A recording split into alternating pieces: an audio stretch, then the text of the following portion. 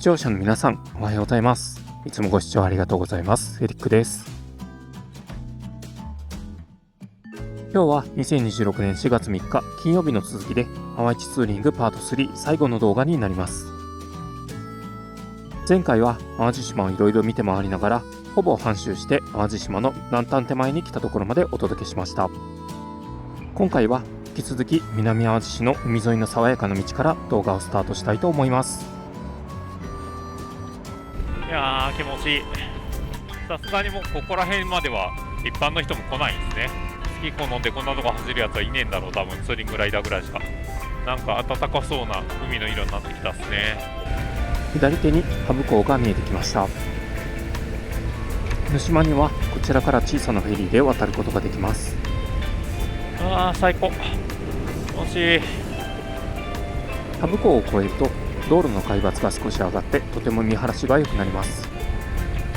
いやーいいねー、いい、最高。ここから道は少し内陸側に入っていって福良湾を巻いて走る形になります。この県道76号線からは少し外れて少し遠目になりますが、大鳴門橋を眺められる展望台に寄り道をしていこうと思います。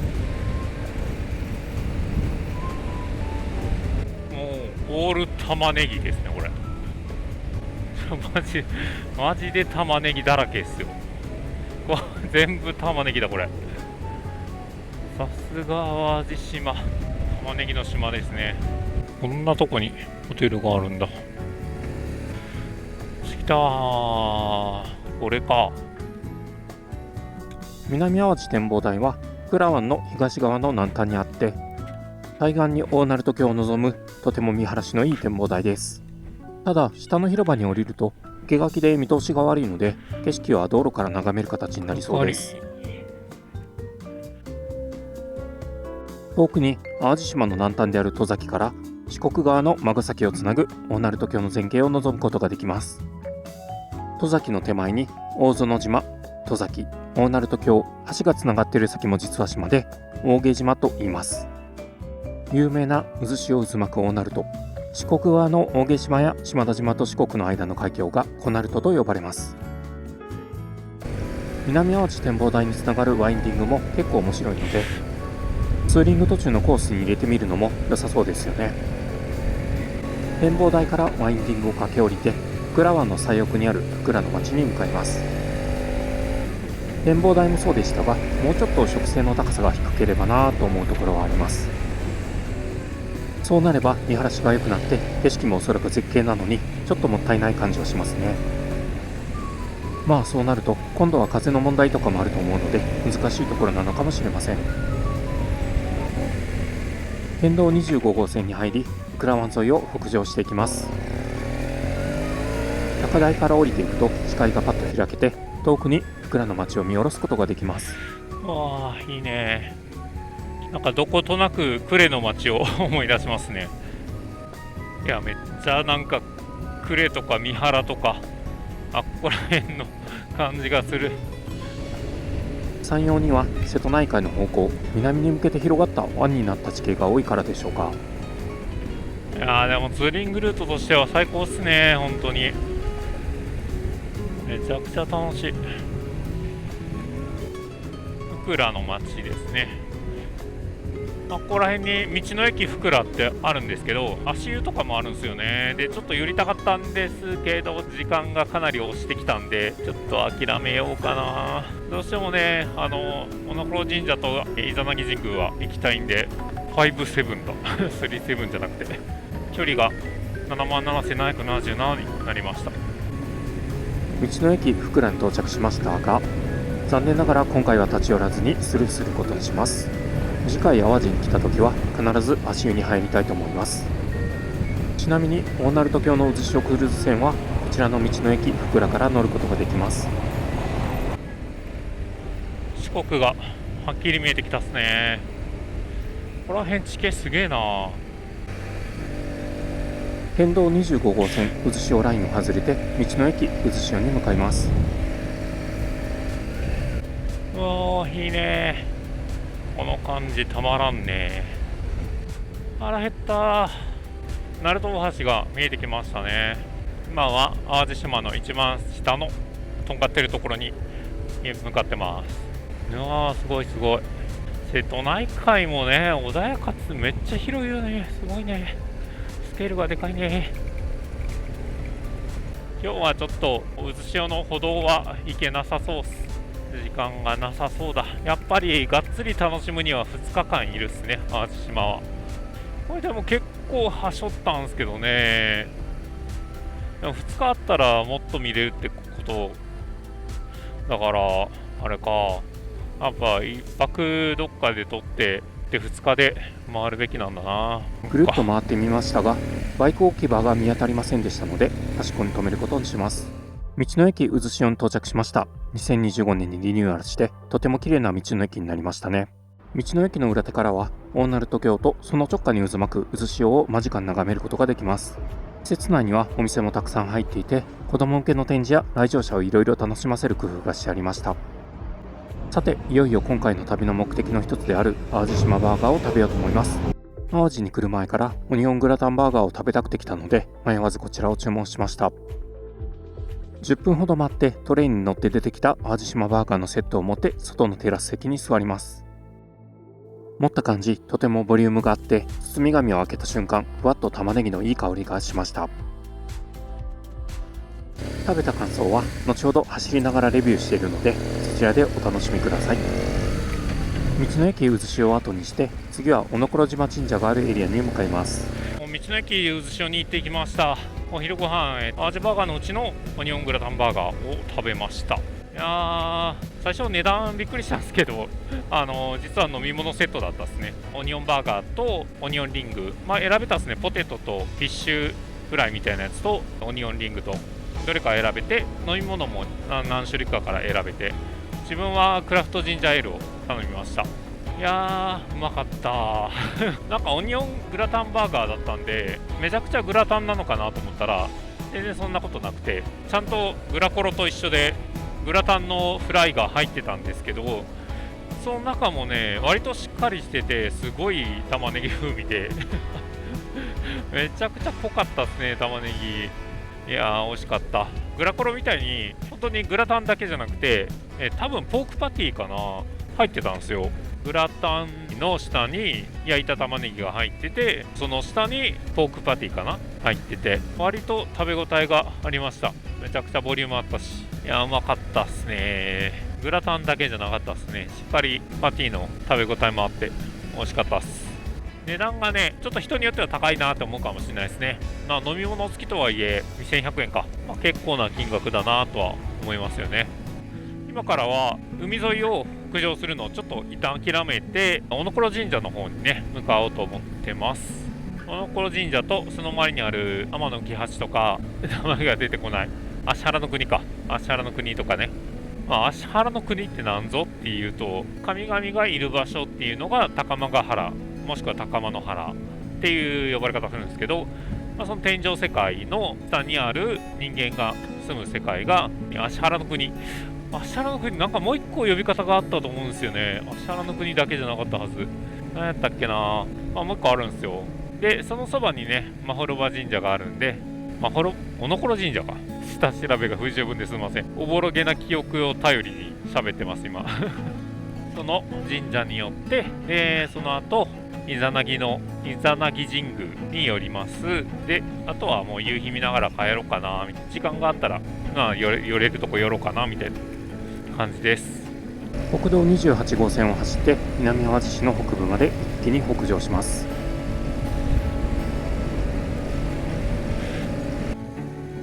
30分ほど走ってきました。見渡す限り玉ねぎあ、これか。これだ。はい、着きました。さすがにこの上に乗っける勇気はないわ。30分ほど走って芦原の国に到着しました。ここが芦原の国ですね。日本国の別の呼び名とされてますですね。小野黒島神社の関連施設なんですね。ここが日本ってことですね。さすがにね、メットかぶったまま取りくぐるわけにいかんので、ちょっと外します。人間の住む世界の始まりの場所は淡路島の玉ねぎ畑の真ん中に今もひっそりと佇んでいます。マジで周りこんな玉ねぎ畑のど真ん中にあります。多分ここに足が生えた池があったんじゃないかな。今は多分手入れされてないんかな。でもう一個ね、天の浮橋があるんでそっちに行きます。人間が住む国、芦原の国ですね。こういうの巡るときは125の方がいいっすよね。絶対楽。神話時代のね、なんというか史跡がこんな畑のど真ん中にあるっていうね、面白いですよね。日本のね、国としての起こりは最初はね奈良って言われてますけど、橿原あたりですね。こっちは日本の土地の生まれですね。どこ？あ、こっか。はいはいってね。芦原の国から5分もかからずに天の浮橋に到着しました。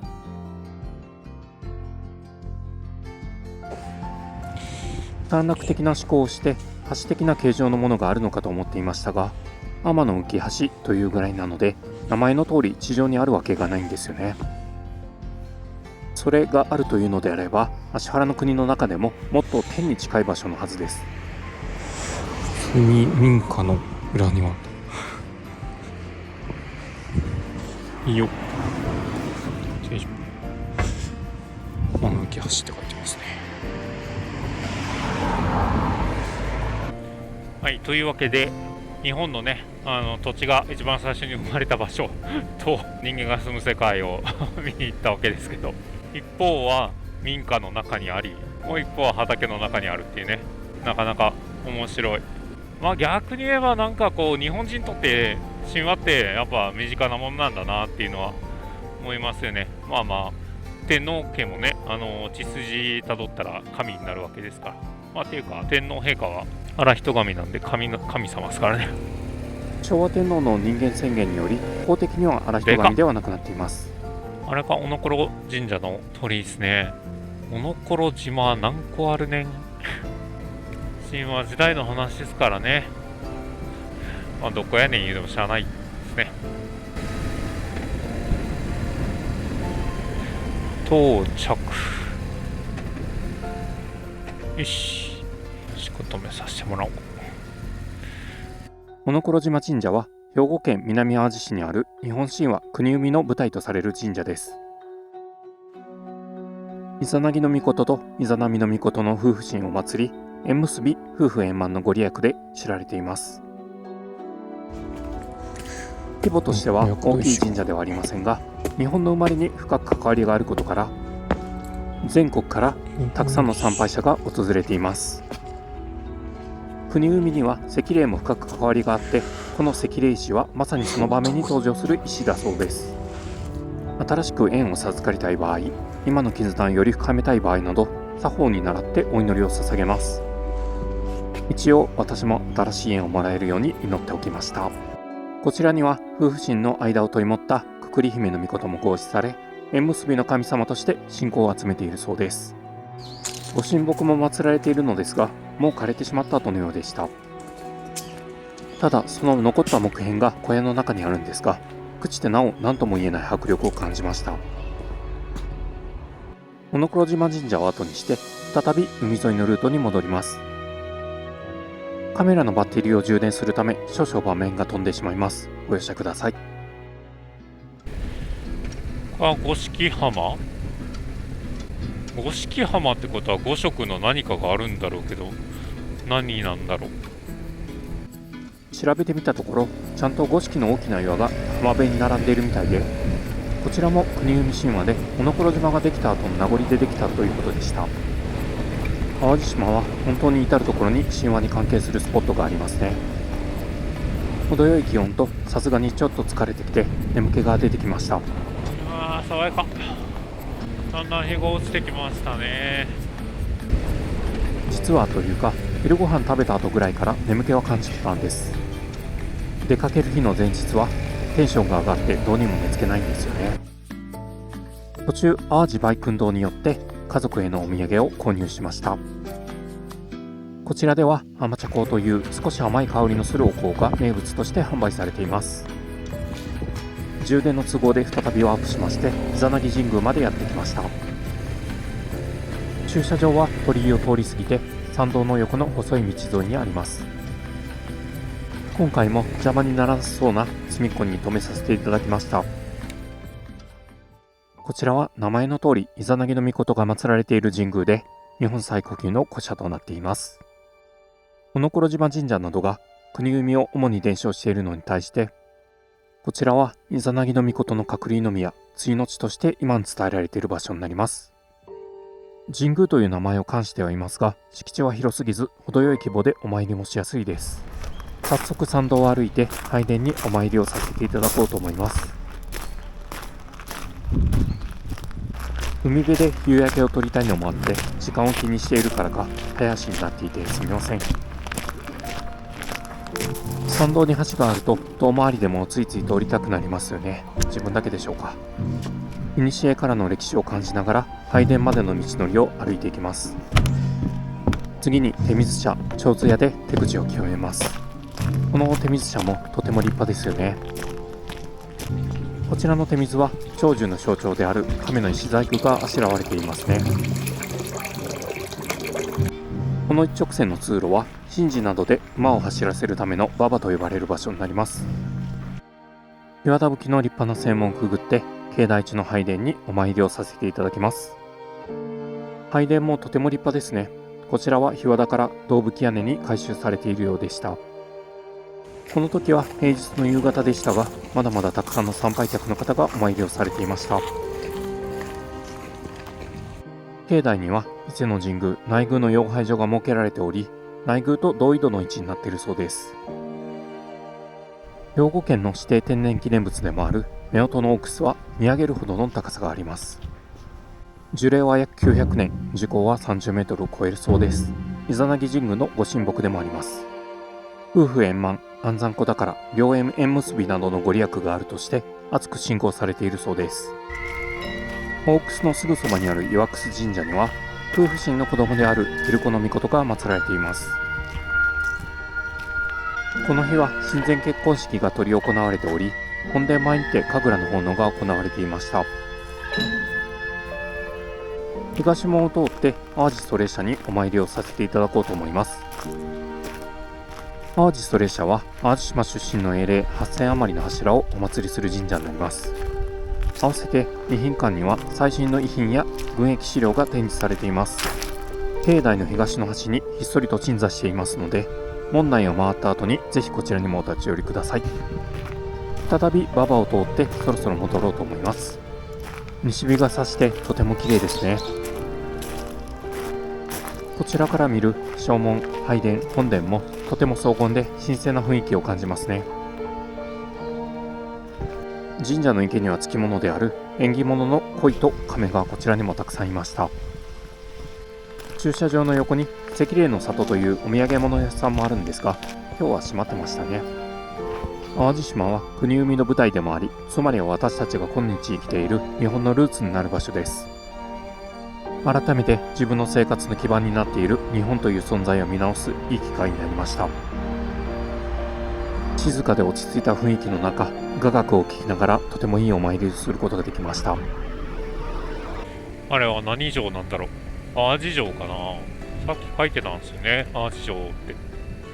この辺はホテルとかグランピングがいっぱい並んでますね。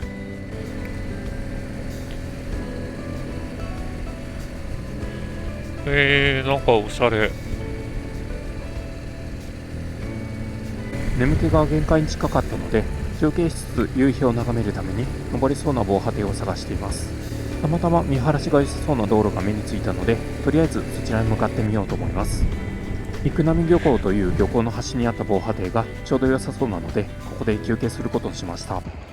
日没には少し早いですが、これ以上北上すると日没が見えなくなりそうです。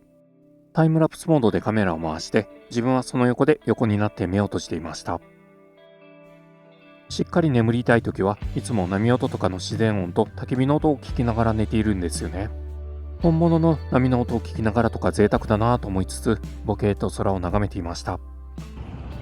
タイムラプスはいつも見ているはずなのに見えていないものが見えるから楽しいですよね。ドローンからの視点も普段とは全然違う景色を見せてくれて、いろいろなことに気づかせてくれます。今回の旅は淡路島の歴史を通して日本という国のルーツをたどっていくような旅でしたね。あって当たり前と思っている日本という存在も長い歴史の中で生まれてきたんだなぁと、空を眺めながらそんなことを考えていました。1時間ほど休憩して眠気もすっきりしたし、体力も多少回復したのでそろそろ帰ろうと思います。日暮れちゃったっすね。いやー、いい日だった。最初の淡路モニュメントの手前にアンカレッジパークっていうのがあるんで、明石海峡大橋のワイヤーの重りですね、ワイヤーの張力を支えているアンカレッジってあるんですけど、そこを覗いてから帰ります。楽しかった。結構走った感じはするっすね。走りやすい道ばっかりじゃなかったんで、結構走りごたえがありますね。でも天気も恵まれてめちゃくちゃいいツーリングになりました。いやー、楽しかった。今度はね、友達誘ってまっすーでもね行きたいですね。だいたいどんな感じで時間がかかるのかね、分かったんで。淡路島はね、そんなに大きくないから1日でぐるって回るのもいけるし、でもがっつり楽しむってなるとやっぱ泊まりで行った方がいいかなーって感じはしますね。なんか西海岸の真ん中らへんやたらおしゃれになってたんですね。グランピングやらなんかおしゃれな建物がいっぱい建ってましたね。車で回るのも良さそうですよね。バイクも楽しいけど。巨大キティちゃんだ。海の方向いてるんですよね、キティちゃんね。もうだいぶ日が暮れてきて、ちょうどね、対岸のね、神戸の街の明かりがね、見えてきましたね。いや、おしゃれすぎん？すごい。なんかおしゃれなお店が本当にいっぱいできてる。玉ねぎがまだ売ってる。玉ねぎ買って帰ろうかと思ったんだけどな、住むとこがないんだよな。玉ねぎを買ってケースに入れたら、多分一緒に入れてるものに匂いが移りそうですよね。まもなく道の駅淡路松尾アンカレッジパークに到着します。いよいよ最後の立ち寄りスポットですね。もうだいぶ暗くなってしまいました。でかっ、すごっ。間近で見るアンカレッジの大きさには圧倒されますね。本当に巨大です。へー。この巨大なコンクリート構造物の重さで釣りワイヤーにテンションをかけて橋を釣ってるんですね。しばらく休憩したので、いよいよ淡路支店に戻って淡路島一周を終わらせようと思います。朝一に走り始めた国道28号線に再び入って、岩屋港まで残り 2km ほどを走ります。めちゃくちゃ風強くなってきた。淡路達成まであと1キロちょいですね。もうすっかり日も暮れて真っ暗になってしまいました。あともうちょっとで終わるという達成感と、終わってしまうという寂しさも少し感じますね。岩屋港前の交差点まで来ました。あとほんの少しです。淡路支店終点に到着しました。暗。スタートが午前6時半頃でしたので、およそ12時間半かけてここに戻ってきたことになります。よし、帰ってきたよ。着。はい、というわけで無事淡路を達成しました。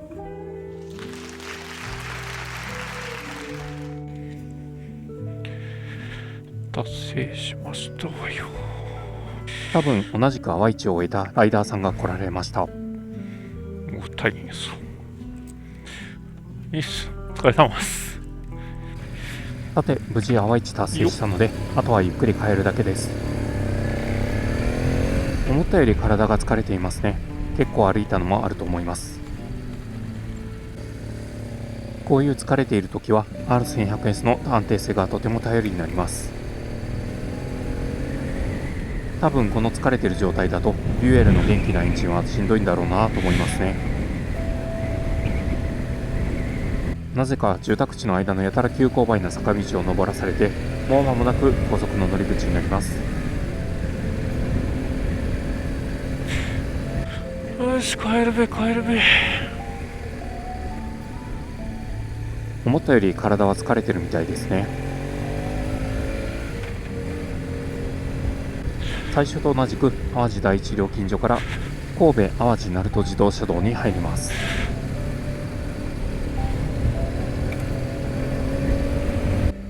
ちょっと岡崎リョンが入ってると思うんですけど、さっき夕焼けのタイムラプスずっと撮ってたんですよ。30分以上多分撮ってたと思うんですけど、その間ちょっと横になって仮眠してたんですよねただちょっと元気になっちゃって眠気も飛んだんで、まあ多分1時間半ぐらいなら持ちそうなんで、今日は予定変更してそのまま帰ろうと思います。のんびり帰ります。本当はね、ちょっと温泉入ってで橋渡ってね、カフェで寝ようかなと思ってたんですけど、ちょっと予定変更します。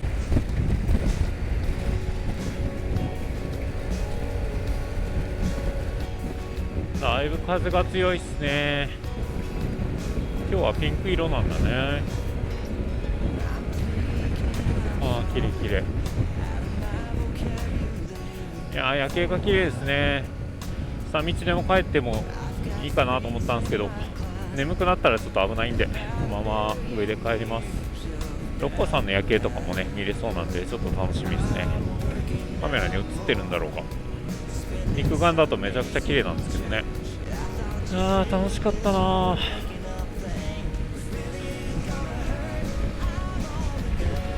ここ綺麗だわ、やっぱ。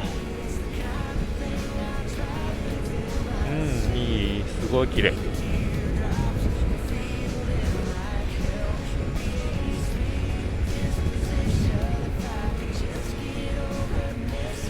帰ったらオイル変えてあげないとね。ちゃんといたわってあげないとね。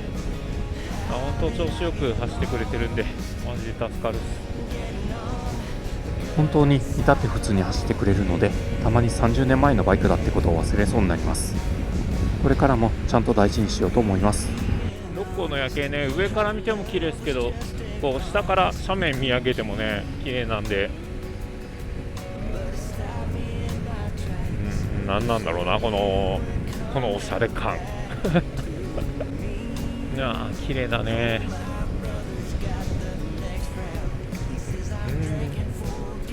ここの夜景は本当に綺麗。でもすごい坂の上に街ができてるのがよくわかるっすよね。あとはのんびりと阪神高速湾岸線を走って無事22時前には帰宅することができました。今回の淡市ツーリング動画3本にわたってお届けしましたが、いかがでしたでしょうか。それぞれのスポットを長めに撮影して一緒に旅をしている気分になってもらえるように制作してみました。いざやると時間もかかるし、いろいろと考えることも多かったんですけど、おおむね作りたいものが作れました。もともと知識欲が強い自分にとっても得るものが多く、楽しく動画制作を進めることができました。ソロツーリングの動画に関しては、これからもこんな感じのスタイルでいこうかなと思ってます。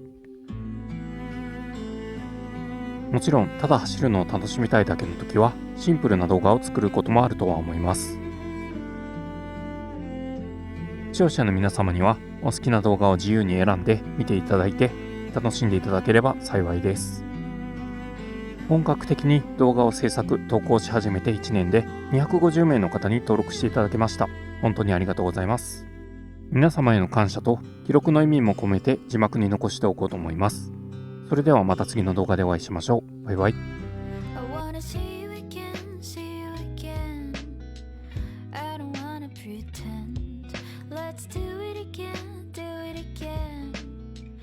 It's worse when you're not here. Let's turn the